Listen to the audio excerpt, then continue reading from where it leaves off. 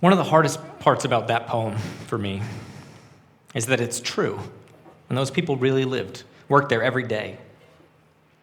I think about the maps that they inhabited, their routines of getting coffee, where they spent their downtime, how they had to navigate to pick up their kids from school or get their mom to dialysis on their one day off that last week of August when it was hotter than usual in New York and it didn't rain as much as you might have expected. And then one day, a couple of weeks later, they went to work while I wandered in late to my Spanish class. And I lived, and they died. And I just kept on living, and they kept on being dead. I can't know what that day was like for them. And I can't know what it was to be them. To honor their stories, their selves, is to honor the unknown, the unknowable. I can't know what it was like to be them. And I can't know what it was like to be their parents, waiting for a phone call that never would come, or their friends' lives carved open, no sense to make of it. When I was younger, that nagged at me, an ever-present source of frustration, that which I could not know. I wanted epistemic confidence. Epistemic means related to knowledge or to the degree of its validation.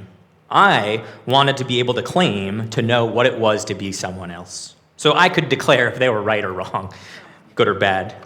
I wanted to know if I was good. If I'm honest, I needed to know that I was good. If I was good, I was safe, but I couldn't know. I was so mad about it. It goes beyond the not knowing of specific lives. I can't know what it's like to be multilingual and multicultural from birth, to have your closest family spanning multiple continents. I can't know what it is to be tall, and to think that the highest shelf in the kitchen is a perfectly reasonable place to put something you might use on a regular basis. I can't know what it's like to grow up as an only child, or to have dyslexia, or to prefer sweet things to salty things, or to lose a parent while you're still a child, or to be raised as a girl, or to be a man who was raised as a girl. As a young man, it rankled not to be allowed access to that knowledge. I wanted so badly to know everything. I bristled at it. And you can't know what it's like to be me. I hope to bring you a little closer today. I'm going to tell you a story that I struggled to believe was real. When I told it to my kids, Violet, Henry, and Fern, and to my wife, Cheryl, I had to call my brother Luke the next day just to check my own memory. It just seemed too inexplicable, too at odds with the world as I know it to be believed. But my brother said it was true. It actually happened. Now, the story itself makes no sense to me. It's not significant either. It doesn't matter. It's a stone in a shoe. It's a typo in a published novel long out of print. But the thing is, it is true. It actually happened. And I can't make any sense of it. And making sense, finding meaning, integrating the world into something sort of coherent, that's who I've become. It's my most ingrained habit. I am a sense maker, an acceptor.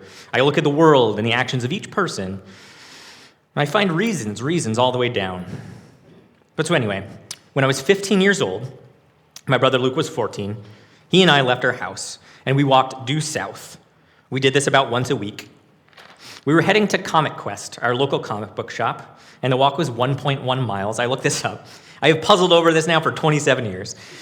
It's about a 15-minute walk, and the first 13 minutes, totally uneventful. I don't even know what happened. We were shooting the breeze, money in our pockets. It was early fall, eastern Pennsylvania, a town called Emmaus. That's where we grew up.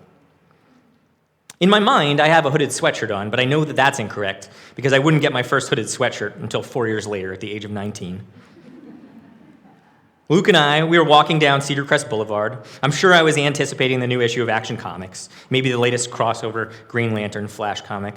Luke was into Batman. I think that was the year The Long Halloween came out. Probably I was also thinking about buying a couple packs of Magic the Gathering cards.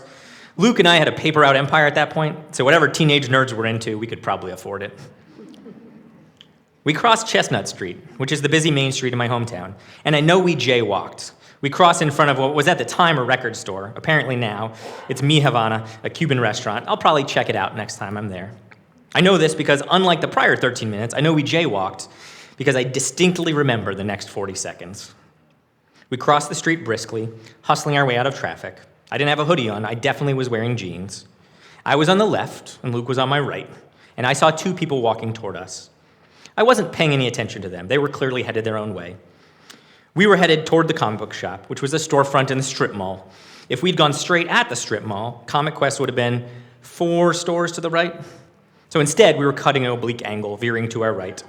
The 2 people approaching us were coming at roughly the same angle, and they were going to pass on my left.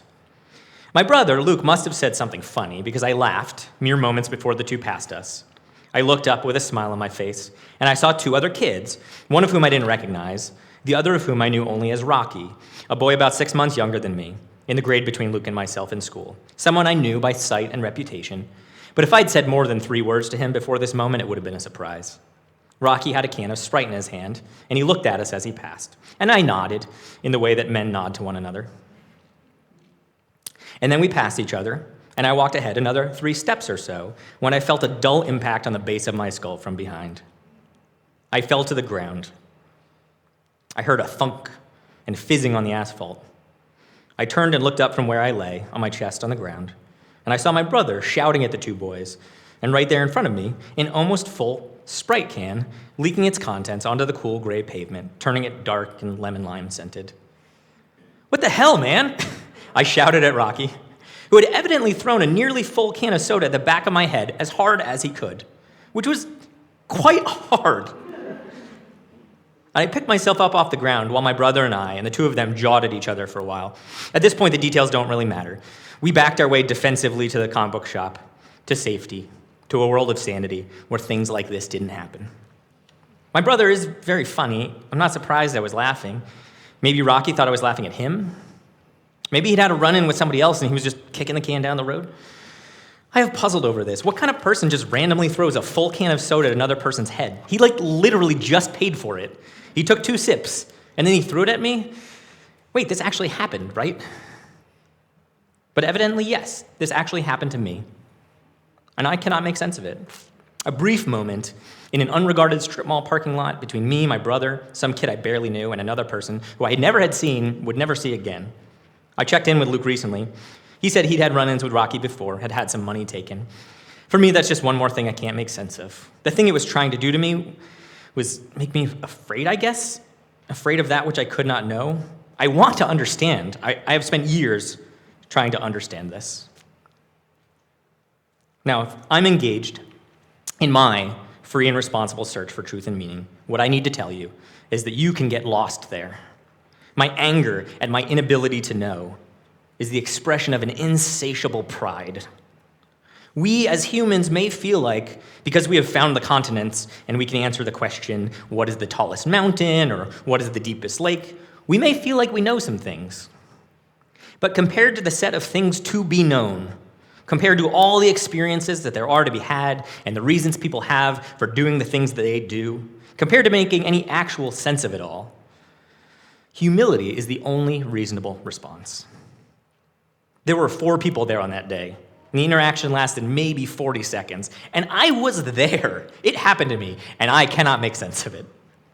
Of the work we do within, among, and beyond this community, we can spin forever just working on ourselves. What are we supposed to do with 8 billion people and the vastness of time? I think about the cook with a shaven head, the blue-eyed man from Fajardo, and the lighthouse that saved ships from rocky shores. I think about the Pittsburgh Pirates and Roberto Clemente. Before my time, but man, that guy could hit a pitch out of the zone better than anybody. And he always hit it where they weren't, and he was so quick out of the box. I think about what it's like to open a restaurant for the day, the twin experiences, the routine, every day, featuring its things that happen the same way again and again, and the novel, every day featuring its subtle distinctions, things that don't work. A day when the light comes through the window just so, or when the right song comes on the radio at the right time, when you're getting everything cleaned up and ready to go. I think about the waitress and the dishwasher who were just showing up to work that day. That day, half my life ago, when I ambled into Spanish 2, a few minutes late, to find my instructor rolling a TV in, wordlessly telling us that something today was not routine. It was different, would be different, would stay different, would never be the same again. I have been alive for 15,288 days. Almost 50% of those came before September 11th. and a little more than 50%, 50.2%, have come since then. I have spent just over half my life puzzling over that. I think about the way that we all responded that day, and the next day, and the next day. I think about the way that I said the wrong thing, and I had friends who said the wrong thing, and we just stopped being friends. 21 years later, here we are in 2022, and I don't know about you, but I don't feel more confident about my understanding of the world. I will say that if I had it to do over again, I would have said, I don't know, more often, with more emphasis. I don't know. I don't know. There's just so much I don't know, that I can't know, that we can't know. In not knowing, though, I have found some solace. I have learned how to not know better than I once did. In that parking lot, my model of the world of people was troubled. It was stirred up. Not enough. I still walked around thinking I knew. A thing that I know, that a lot of people I know don't know, is what it's like to grow up with routine masculine violence outside the home, but kindness and love inside the home. You can't know what that did to me. I know how the violence of my life shaped the way I interact with men, with everyone in society, the way it made me hide my capacity to feel.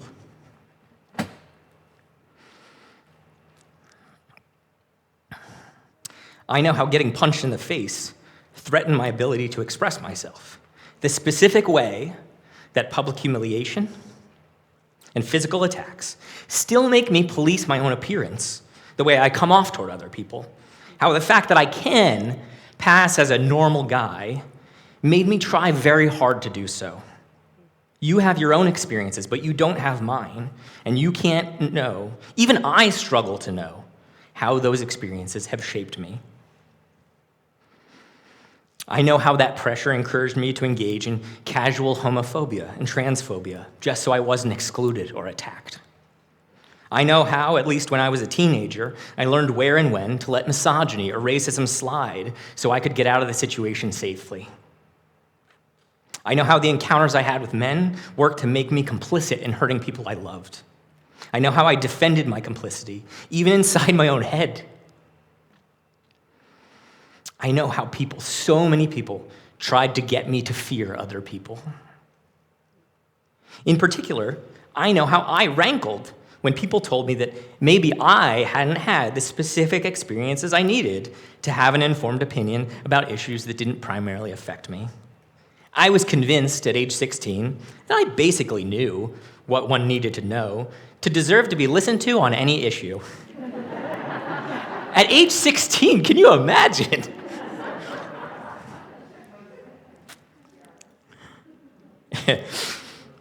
In my work on building beloved community within, I have come to have compassion for that ignorant and well-meaning teenage boy, a boy I know intimately, because I happen to be him, and who was not wrong that he cared deeply about others and thought deeply about the world, but was very wrong about how much there was to know. There is so much to know, so impossibly much. When I was 15, my brother and my dad and I had a paper route, a little family business, a wonderful bonding experience, a chance to learn how to do some work. And the subscribers to the morning call made up our own little map of our own little world. Luke and I would have to go door to door to collect. Some people would pay in cash or by check in person, so we would knock on people's doors. Probably 100 doors we would knock on. And we would enter houses, apartments, never past the foyer. The inside beyond was unknowable. There were cooking smells, noises offstage, glimpses into what worlds we could never inhabit. Each of those 100 homes full of lives we could see into but never know. When I was 30 years old, my first job after grad school, a student gave me a card that I've carried around with me, it's in my pocket, these last 10 plus years. On it, it reads, Trust in the Lord with all your heart and lean not on your own understanding, which comes from the book of Proverbs.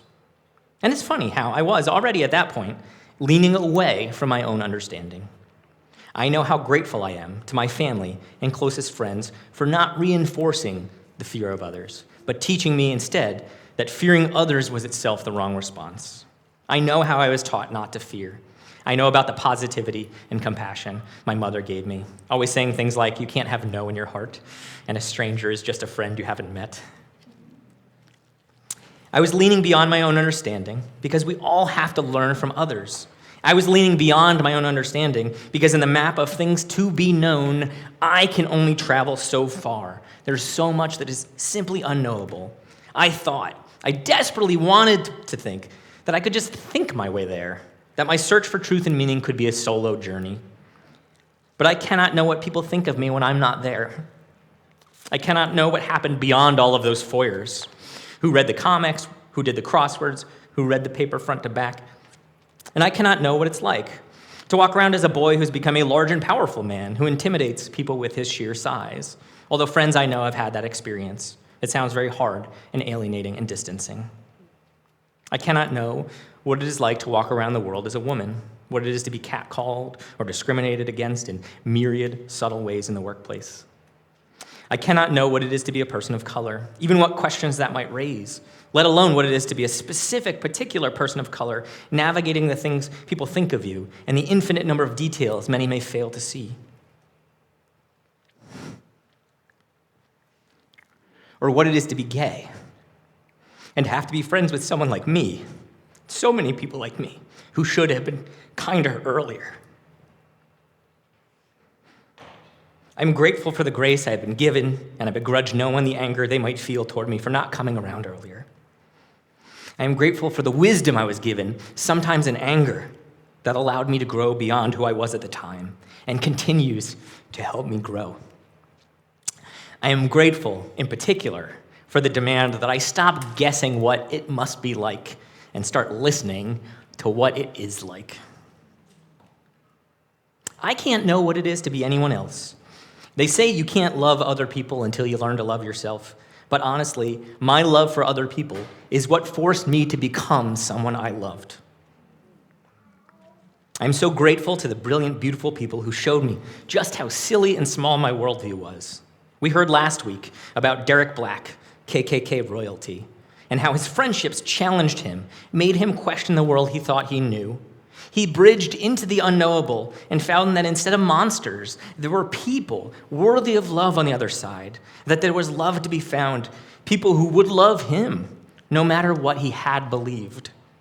For me, that love defies understanding. It is so powerful. It transforms the unknown, which is so much bigger than the known. Instead of vast gaps on the map where we can never go, having there be monsters penciled in, we go explore a tiny corner, we hear from fellow travelers, and we find out that there are not monsters there, but love, unearned, unexpected love. It transforms fear of the unknown into wonder at what might be out there. That kind of love, the notion that that is available, it makes me want to listen, to learn more about the maps that other people inhabit, to find out what beauty and joy lies on shores that I can never reach. Since I came to UCA, I've gotten to know so many of you, and I've expanded my view of the world so much. I honestly didn't think this place had much to offer me. I was hesitant when Cheryl first floated the idea of giving up our lazy Sunday mornings. Honestly, I'm still kind of salty about it some days, when I just want to linger in bed. But this is a place that has helped me learn to listen. I still want to know, and I have learned that if I want to know, I have to listen. The beauty is that every single person knows things that I don't. What I learn when I do this is that I am so lucky and so poorly informed. We are all so lucky and so poorly informed. There are so many people that one could be that one is not. And there's still fear there, but instead of filling me with apprehension, it fills me with awe. I don't know what it was to be that dishwasher or that waitress. I can only imagine the suffering that their families experienced or their friends. But I hope that the ones who lived were comforted by listening and that they found themselves listened to. I hope that instead of fear and anger, which I cannot hope to fathom, They instead found love and connection and solace, which I also cannot hope to fathom. Alabanza, praise for the mystery of the unknowable. I hope that with each person we meet, we see clearly the fear that we have been taught to feel, and we set it aside for the wonder that we might embrace.